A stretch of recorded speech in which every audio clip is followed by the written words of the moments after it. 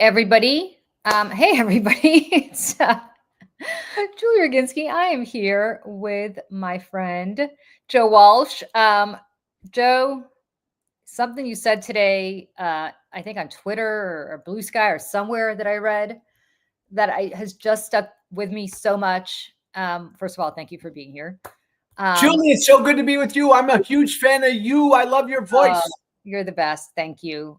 Thanks. But I'm kind of bummed today, and I know you are too. And there's something that you said that it's just stayed with me because it's so true. And only you could say that, or not only you, but anybody who's been a Republican can say that, which is that when you were a Republican member of the House, you guys would make fun of Democrats behind the scenes because you knew they'd always cave, right? Is that true? And Julie, this isn't a surprise to you. But yes, and it is great to be with you. In my old Republican days, whenever we would get together privately, on the floor, off the floor, out having a beer somewhere, we would always privately laugh at Democrats because we knew they would never fucking go to the mat to win. Every time. We knew, and we'd say things like, well, we'll be fine because Democrats never bring a knife to a knife fight. We knew, Julie, like Democrats would never fight to the death politically. And Republicans still believe that. And my God, what happened last night just proved that again. I mean, I don't even know what to say because it's so upsetting. Well, I want to ask you a question because you're one of the smartest, toughest people I know, and you love not the party, but you love what you believe in. Like, how could you spin it in? Could you spin it in that they did the right thing? I've been struggling, but I can't. You know what? You have a bunch of guys who worked in Washington. I saw today, really never Trumper guys, spinning this as saying Democrats need to take the win. They brought attention to this matter and yada, yada. You know, my attitude is we're not in a fucking debate club, Joe. Like, I don't need to bring attention to a matter. There are people whose healthcare premiums are about to go up by thousands, if not tens of thousands of dollars a year. And these are the very same people who just fought against Obamacare back in the day. I know you did too, but I think hopefully you understand what this will mean for people who are paying tremendous amounts of money out of pocket now. Like, Obamacare is here, right? Like, it's here. It's broadly popular. And Julie, look, the dirty little secret, all of us who fought Obamacare, we've never had another plan. So let's make that really clear. They don't have a plan. Yeah, of course not. And they keep, and then it's the same shit every time where they're like, we're going to pull, it's going to be okay. We're going to pull this, this rabbit out of a hat. And this is going to be it. This is the time that we're going to talk about healthcare. Just open the government up and then we'll have a discussion about healthcare. And every time these guys fall for it. Like, they haven't had a plan on Obamacare since Obamacare. That was in 2009. It's been 16 years? Yeah. 16 years, right? And there's still no plan. And yet now they're like, oh, just reopen the government and we'll talk about healthcare. No, you're not. No, you're not. Because if you had a plan, you would have passed it. You would have passed it. Republicans had control of everything the last time and the time before that and the time before that. And there's never been a plan, ever. I went to bed last night thinking that, like, Democratic voters and all the resistance folks and the grassroots folks, from the time Trump got sworn in, we've all just had one demand of the party: just fucking fight. Yeah. Just fight. Like, day after day, week after week, month after month. That's all we've been telling the Schumers, the Hakeem Jeffries of the world, the party establishment. Just fight. Meet this fucking moment. And again, Julie, I say this as a former Republican. This ain't your mama and dada's Republican Party. This is, understand what you're up against. And Julie, for some reason, the party, not the voters, the party just doesn't understand that. I don't get it. I mean, legitimately, I don't get it because it's not complicated. It's not complicated. And the part that kills me is your former senator, Dick Durbin, this number 2 guy in the United States Senate, goes out yesterday and I don't have the clip, I wish I did, goes out yesterday and says, and I'm actually quoting here, you just we being the rest of us, you, me, everybody watching right now, just don't understand how the Senate works. Mhm. Did the Well, Senate, well, first of all, you and I both know how the Senate worked. I worked there and you served in the House, yeah. so I think we get it. But even if you never served a day on Capitol Hill in your life, did something change about how the Senate worked from 40 days ago to how it works now, that suddenly Dick Durbin is singing a different tune? Like, what the hell kind of statement is that? It's like, and by the way, Dick Durbin, good guy. I'm glad he's not going to run again. But it's like their fear of a shutdown and their protection of the institution, like, just finally overcame the anger, which should carry the day, the anger about what my former party is doing. These 8, and by the way, Julie, it was a lot more than 8 Democratic senators. Oh my God, of course it Right. was. Who Oh, well, please. ready to pull the plug, right? Schumer being one of them. Yeah. It's just, they're institutionalists. It's like somebody came out earlier this morning and said, see, it's the centrists. The centrists suck. Fuck that. No, this is not progressive versus centrist. This is establishment versus fighters, institutionalists versus populist fighters who understand what we're up against. And I got to tell you, like, you guys came in. How did you, like, I want to actually talk about how you came to Congress, right? Because I think it's so instructive. In 2008, Barack Obama got elected, and Democrats had not just full control of the House and Senate, they had a filibuster proof control of the House and Senate, if you remember, for the very short period of time that Ted Kennedy was feeling up to going. And that's how Obamacare passed, right? Ted Kennedy literally on a gurney practically came down there and passed Obamacare. And so, like, Democrats were riding so high that I cannot remember the last time they were in such good shape, or any party was in such good shape. And then in 2009, and I remember this so well because I was working at CNBC, and you had an anchor on CNBC go from the floor of the Chicago Mercantile Exchange. And I was there, and I remember sitting in studio. I was literally under contract at CNBC watching this and being like, what is this guy talking about? And he started screaming about how we need a tea party. We need a tea party. We need a tea party. We need a tea party. All of a sudden, that's how the Tea Party became the Tea Party. And you and a whole bunch of other people were like 1,000% committed to bringing down Barack Obama. It didn't matter. It didn't matter that he had a filibuster-proof majority. It didn't matter because the voters were pissed. They were pissed about Obamacare. They were pissed about so much else. And you guys did it, and you did it. You know what? Contrast that, Joe. You tell me. Julie, I think we're in the same period now. We were pissed at Obama. We wanted to bring him down. We were pissed at our own party.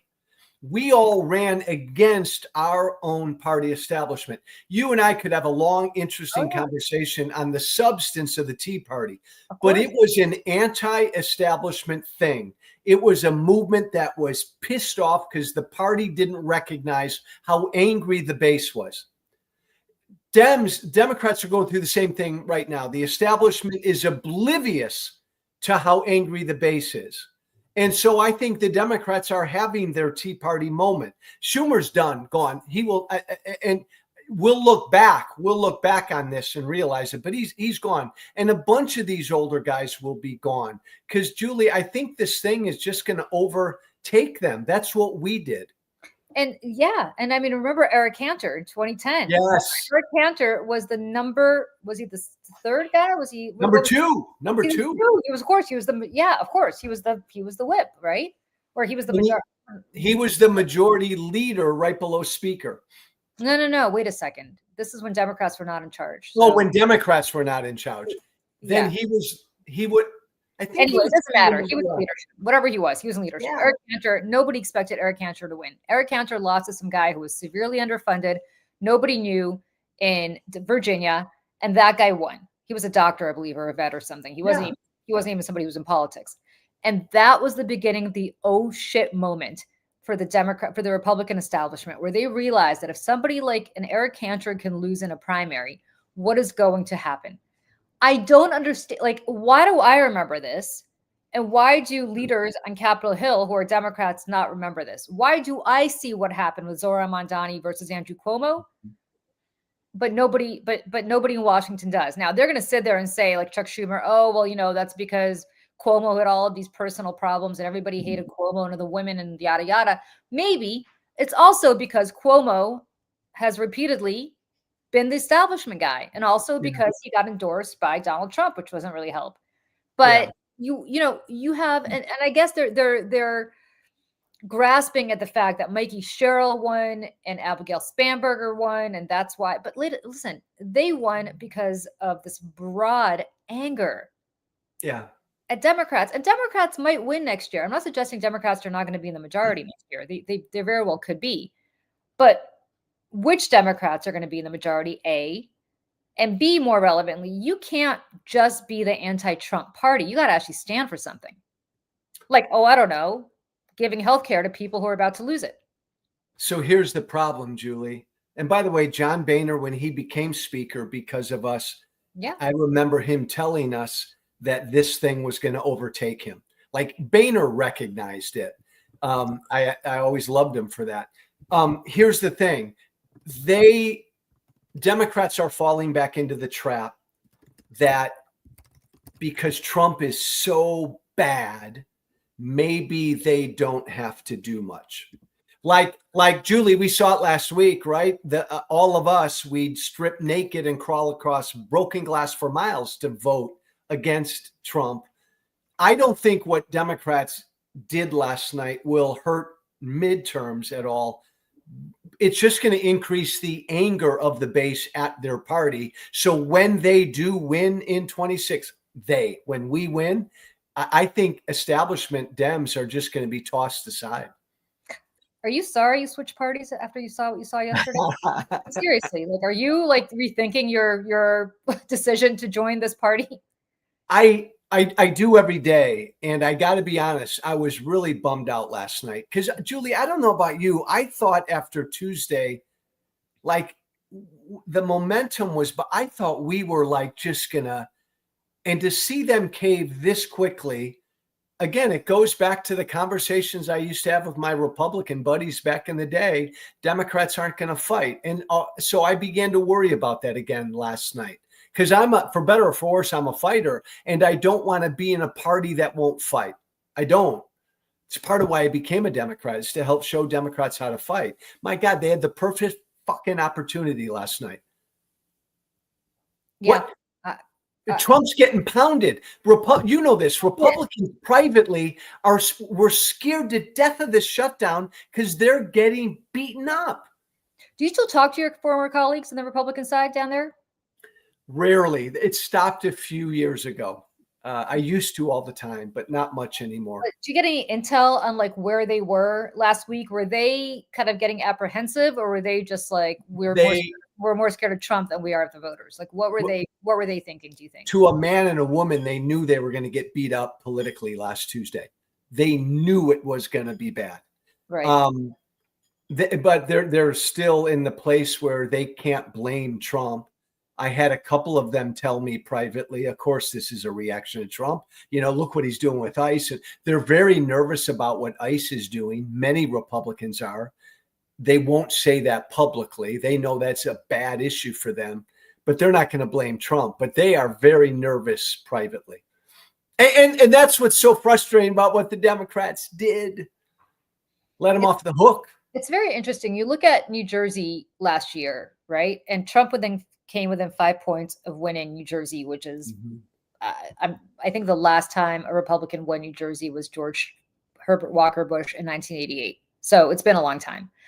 And then you have part of that was because, not part of that, a large part of that was because of Latinos, right? Latinos, and I hate using Latinos as kind of this big cohort because just because they all speak Spanish and come from a particular Yeah. part, or one spoke Spanish and come from a particular part of the world, doesn't mean they have much in common, right? Like, I don't think Argentinians have much in common with Cubans, and Puerto Ricans have in common with Mexicans and so on, right? Like, it's like saying Irish people have something in common with Australians because they speak English, right?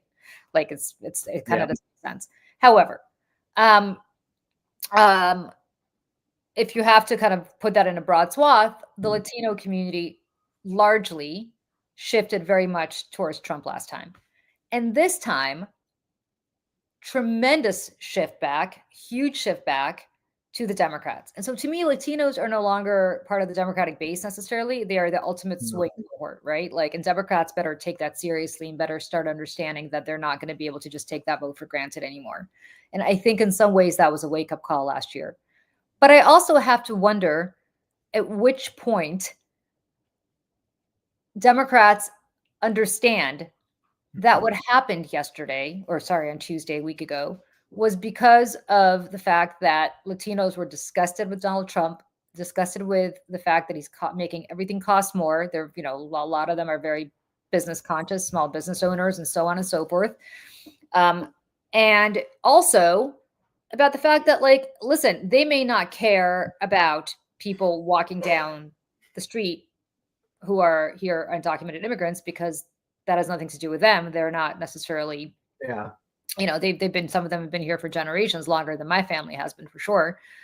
But when you can get pulled over and ask for your papers because your skin happens to have a particular kind of hue, or you speak Spanish to your abuela, even though you've been born here, and so was your mother, like, at some point that becomes very personal. And this immigration thing, as much as Trump thinks it's a big winner for him, it is with the base.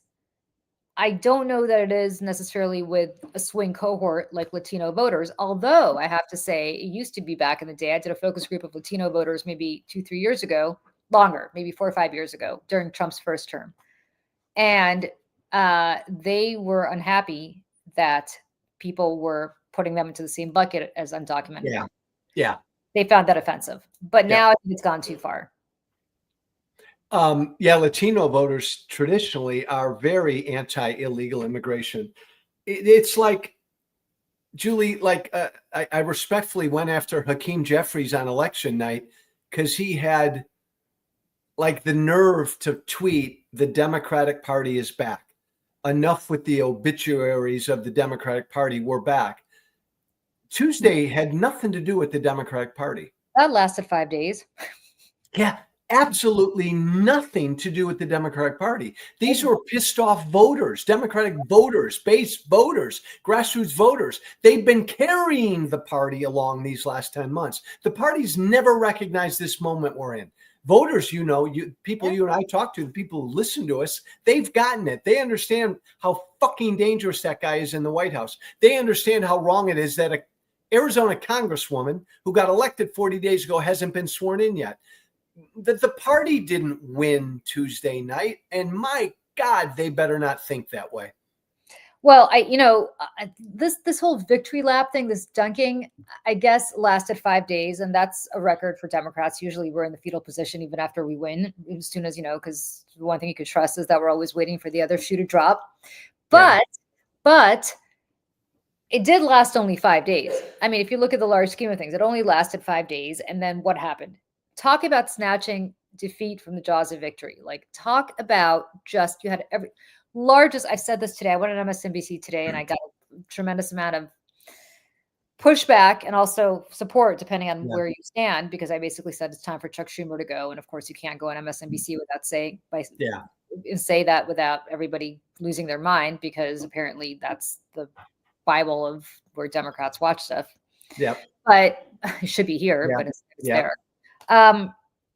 But the reality is, like, you're absolutely right. They are sitting around patting themselves on the back. And look what happened. You had the largest protest. I don't know why I'm giving a thumbs up. You had the largest protest movement in the history of this country. That was not organized by Washington Dems. Right. That was Indivisible and a bunch of grassroots people who marched.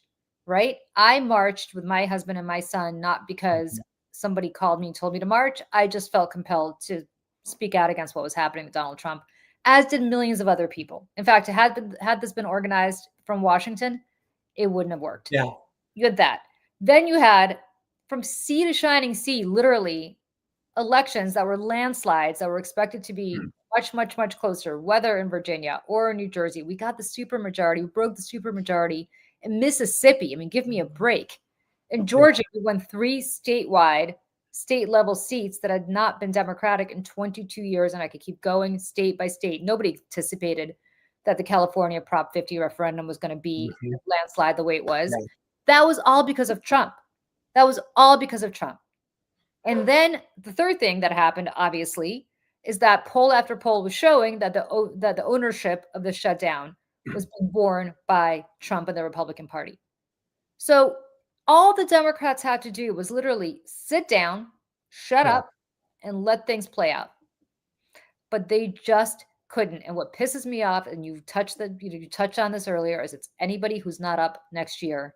Those were the 8 that did this, right? The ones who are either retiring, like Gene Shaheen and Dick Durbin, or the ones who are not up until 30 or 32 or whenever they're not up. The vast majority of people, per the exit polls, who voted last Tuesday are pissed off at both parties.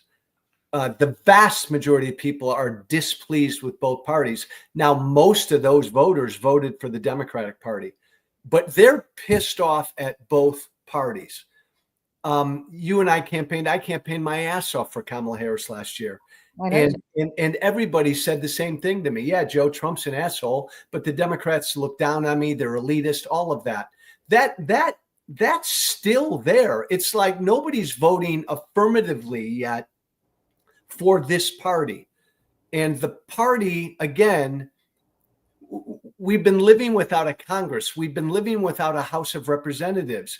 These are not normal times. I don't want Democrats to act, Senate Democrats, like these are normal times. They're not. And those 8 senators voted last night like these were normal times. It's just fundamentally wrong.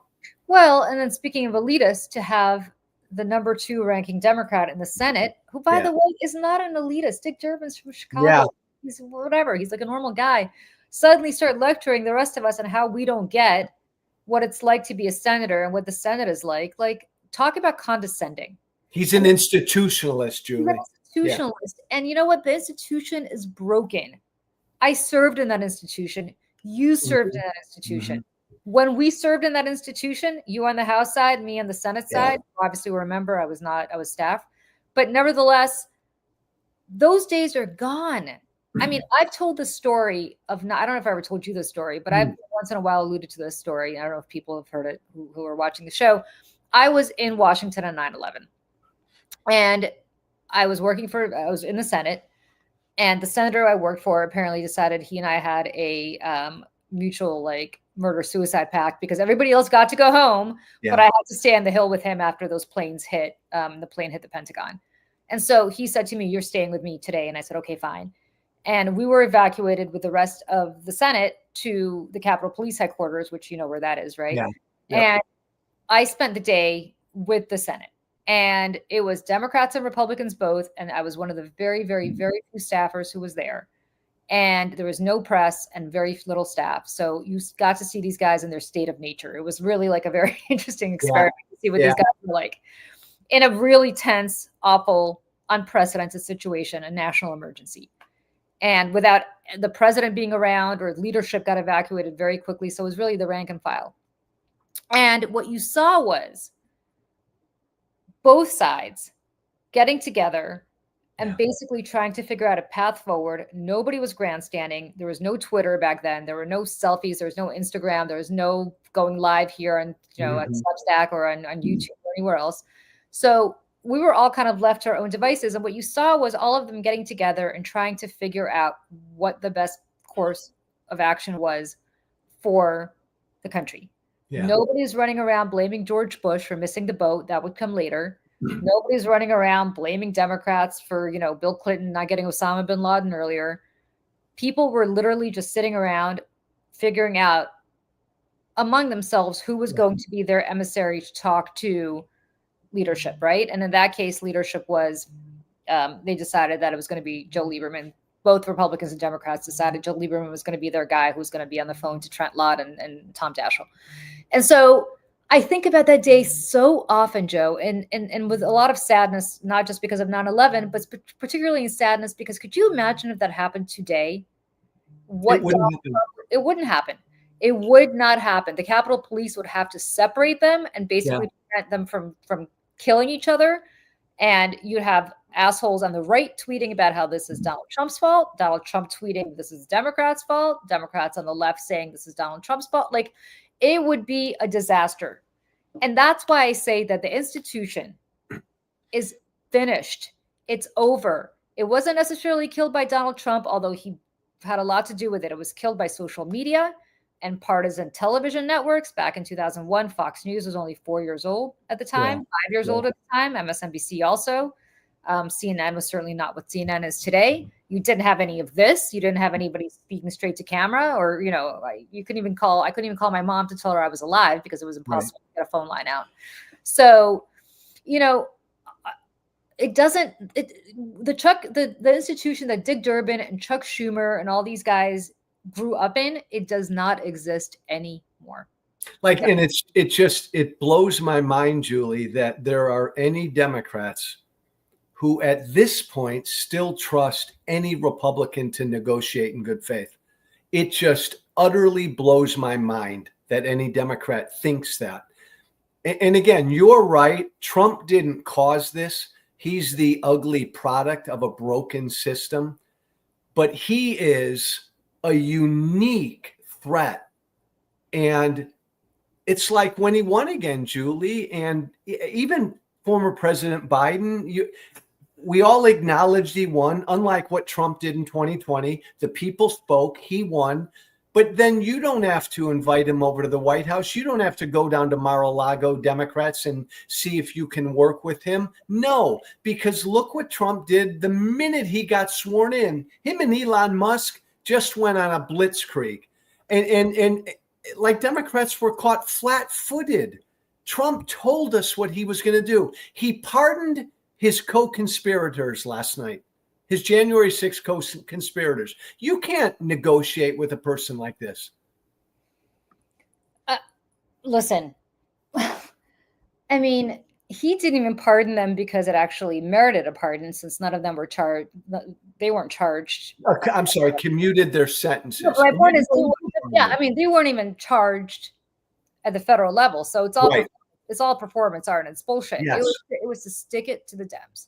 Yeah. It was to send a message to others who would break the law on his behalf that it didn't matter.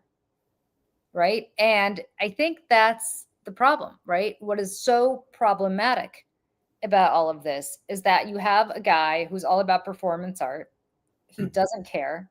He doesn't care. And he's made the Republican Party that much crueler because he doesn't care. Right. And Julie, a party, hello, my Democratic colleagues, a party, the Republican Party, that is utterly beholden to him.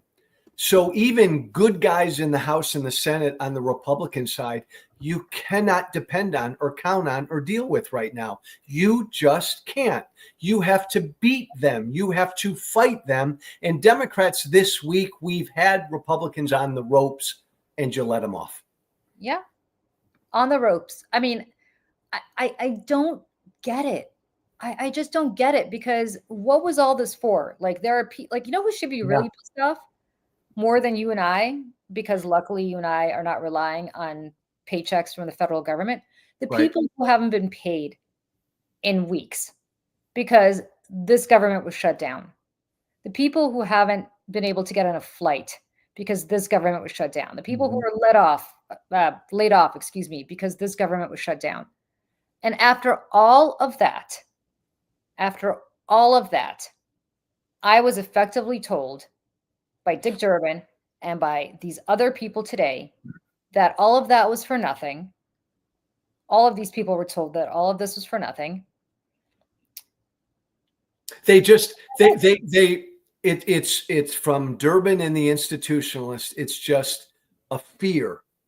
The government cannot be shut down. It's a fear. It's the protection of the government, the institution.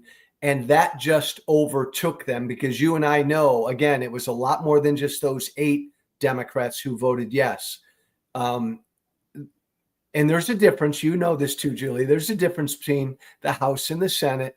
Senators do feel like they're special kind of animals. They're different. They're better than those folks in the House. And even Julie, even they held a press conference, and they're trying to explain why they did what they did. I mean, they did more damage to themselves. And then Angus King said, standing up to Donald Trump isn't working. Is it working? Donald Trump isn't working, he said. I mean, I made this analogy this morning, but I'll make it again. Could you imagine Winston Churchill? This is a crazy analogy. Yeah. Can you imagine Winston Churchill watching the Germans blitz the shit out of the East End in London, saying, you know what? It's standing up to Adolf Hitler is just not working. So why don't we just cut a deal? Like, what are we talking about here? You became a Democrat. You have some very specific, I think, policy views that probably don't align with the Democratic Party, right? Exactly. Yes. But you became a Democrat because there's something more important than your views on tax rates, or even, I don't know where you are in abortion, but things that normally would make you a Republican, right? And that is autocracy, and that is democracy. Amen. That is why Liz Cheney, all of these people spoke out against the party to which they belong their entire life, because something greater is at stake than this. And you put everything on my policy beliefs on a shelf for a while. Yeah. I know. And I cannot even imagine how difficult that must be, because I can only imagine if the roles were reversed and I had to support I want to pick one out, right? A pro-life, president or candidates, because I'm so upset about what's happening with respect to democracy. I get it. I can't get it personally because I've never had to do it, but I can only imagine how hard it is.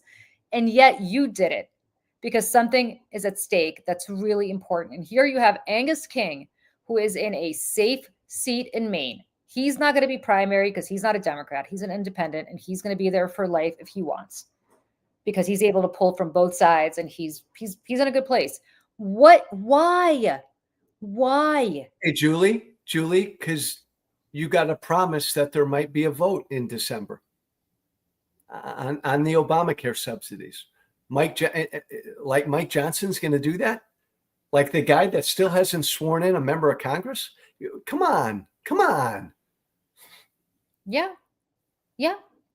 I mean, what are we doing here? Like, what are we doing here, and why are we here? And I don't understand Jean Shaheen, you're leaving. Why do you care? Her own daughter, who's running for something, I forgot what, state senate, maybe Congress. I don't know what her daughter a congressional seat. Right? Yeah. So I think her daughter, Stephanie. Yes, you're right. She's running for New Hampshire 1, I think. Yeah.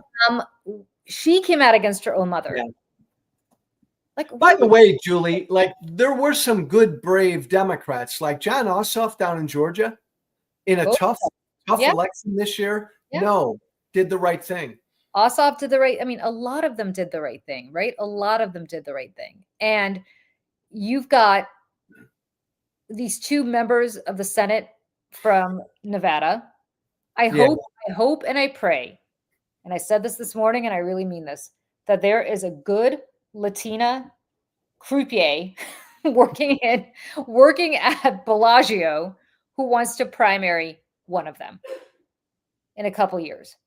It's not going to be next year because, of course, they're not up.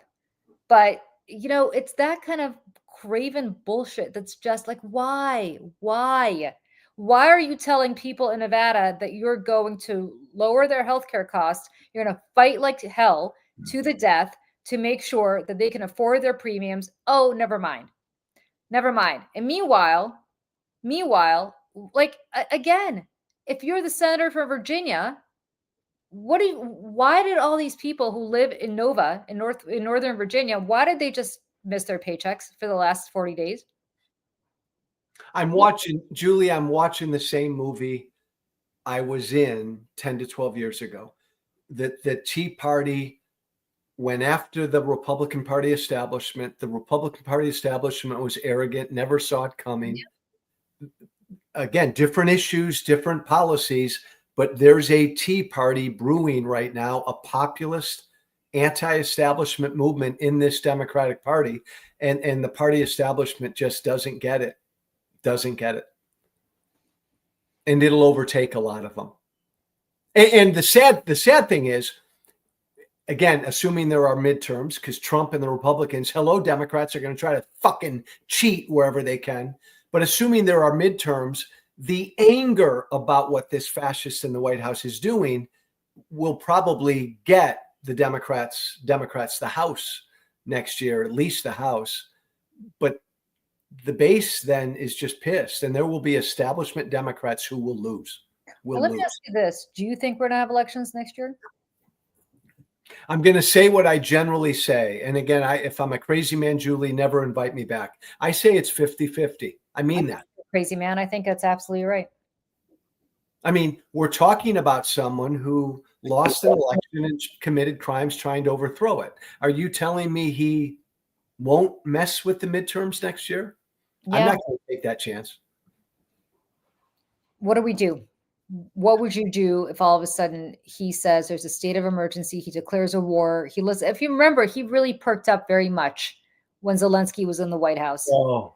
Remember that back in February or March, and they pressed why he hasn't had elections, and Zelensky said, "Oh, it's because we're in an existential war." And all of a sudden, Trump was like, "Oh, really?" Yes, good pickup, Julie. A lot of people miss that.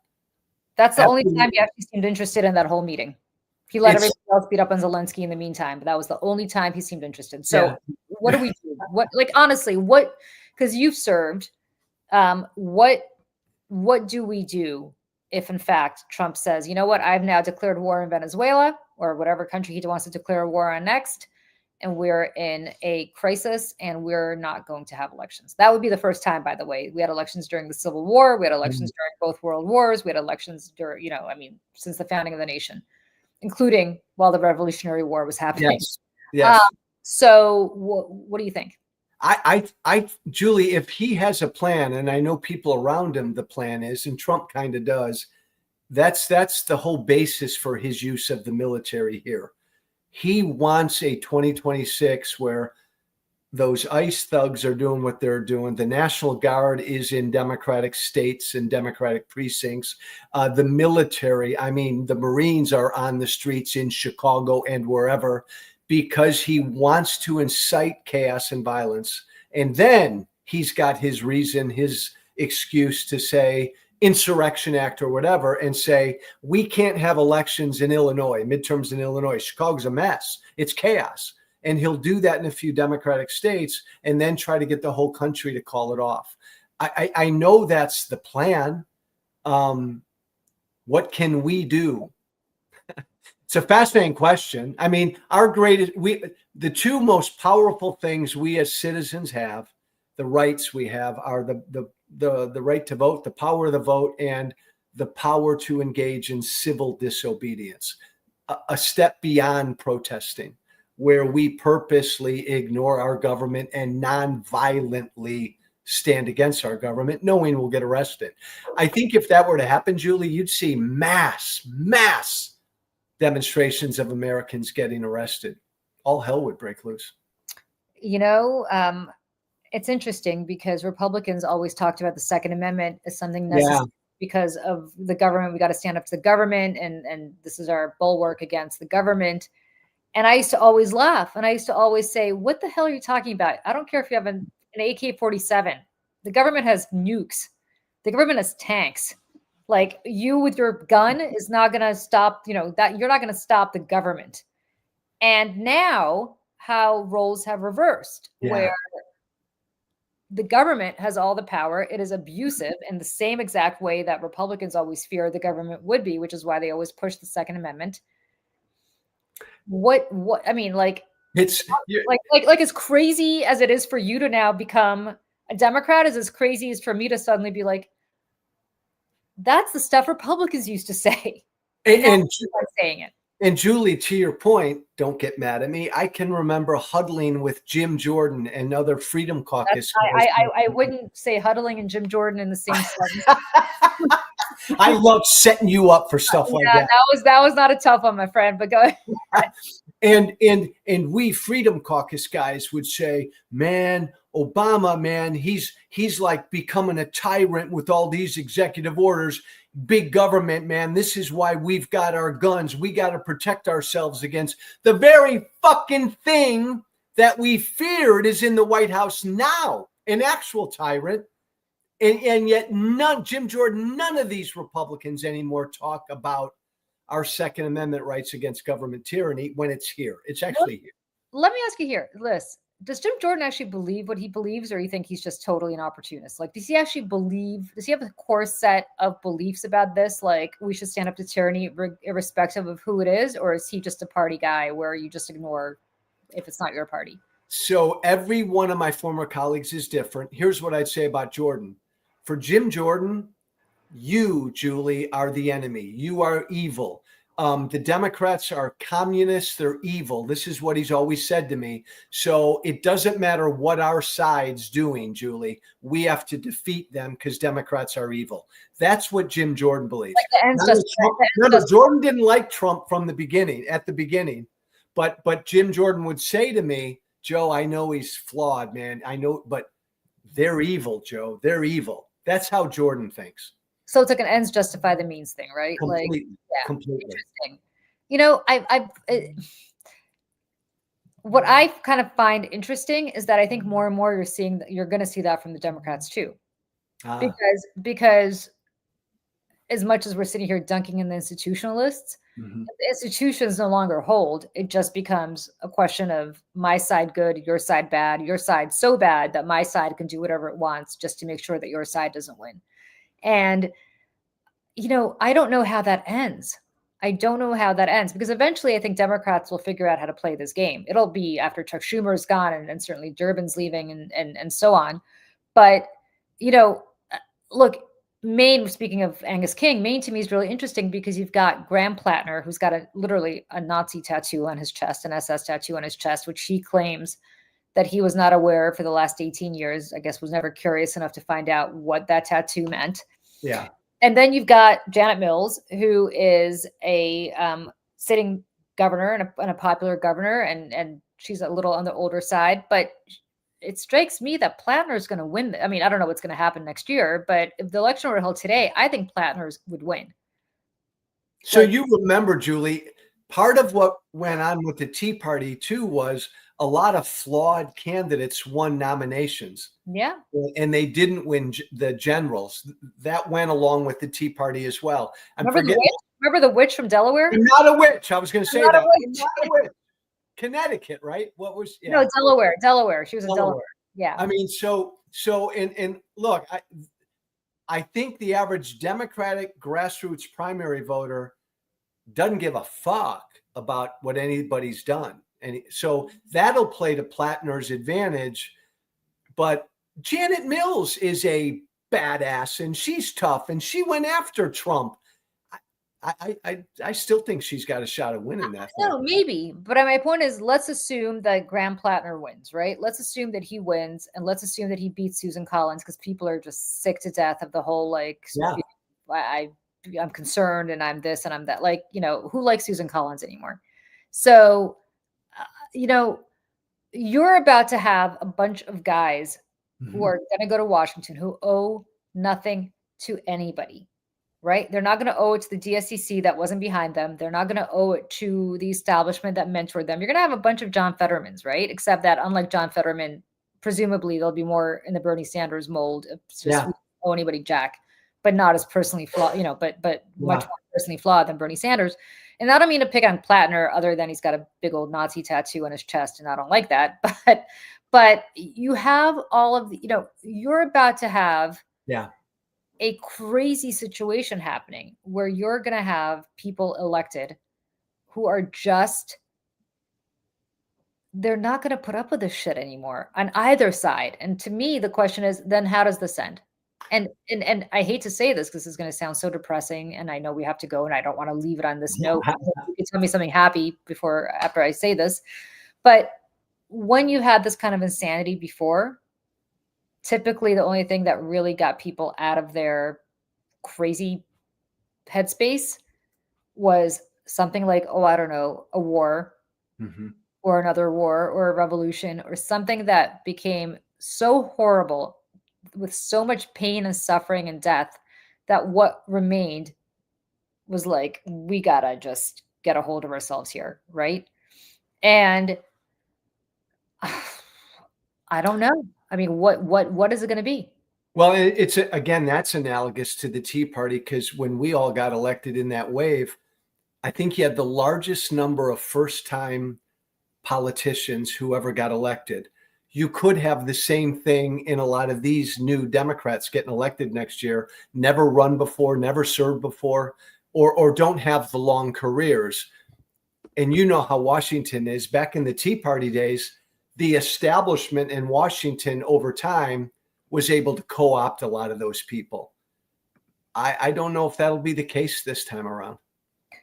I don't know. I don't know. And it's going to be interesting to see on the Democratic side, but I totally agree. The Tea Party is here on the Democratic side. I don't know what. And Julie, last thing I'll say, Democrats need this fight. They need it. Yeah, I agree. I agree. And listen, I was always institutionalist. I was always a establishment Democrat. Always. I was never a Bernie Sanders Democrat. I've said that. I said this on MSNBC today. I voted for Hillary, and I voted against Obama, and I voted for Hillary against Sanders, and not necessarily because of Hillary, but because, I was an institutionalist, and I supported Biden from the jump and not Sanders. Bernie turned out to be right. He turned out to be right about everything. And if people like me in my 50s are saying this, who, worked on the Hill and worked within the party structure and always worked in the sort of establishment wing of the party. If somebody like me saying that, I can only imagine what somebody who has newly come to political kind of sentience after Trump's election, what they're thinking now, watching this party just completely devour and destroy them. It's just insane. I want to thank you though, Julie, because I've been bummed out all day. This has been very therapeutic. I feel better. You can come and bitch on my show anytime. Just give me a call and say, I need to complain about something. Make it happen. Tell me something good before we go. I got a second dog. Her name is Fern. She's a retired foxhound, and I am in love. So my son just walked in the house while you and I were talking, and I hope he doesn't hear this because he has been begging us to get a second dog. We have and I want one, but my husband won't go for it. That's bullshit, Julie. You're gonna have your husband talk to me. I will win him over. We live in a New York City apartment, my friend. It's a little hard with the two dogs, but I'm all for it. We have a rescue. So my husband agreed to get the first dog because he's like, okay, I'll only agree to get a rescue, and it has to be a lab. I was like, no problem. I went online. I'm like, rescuelab.com, whatever. It's, some name. And I found this rescue lab. And I know, from Mississippi, they brought him up to New Jersey. We drove to New Jersey to get him. And then I took him he's the best. His name is Hagrid. Took him to the vet, and the vet's like, do you want to do a DNA test on him? I'm like, sure. So we did a DNA test on him, and the vet said he's like 20,000 different things, not one iota of a lab. None. He's everything but a lab. So now what I really want, I said to my husband, I was like, can we get a little one? Like, I really want the hot dog, the little. No. Don't ever get a hot dog. Julie, by the way, again, that's what my husband said. I know. Why not? Retired foxhound. She's 5.5. They're great apartment dogs. They just want to be loved. We'll talk. We'll talk. You know what? Actually, my husband and you should talk, because send me a picture. I would love that. I will. I'll send you a picture of Fern. Her name is Fern. Fern. I love that name. I love that. Okay. This has been so great. Thank you.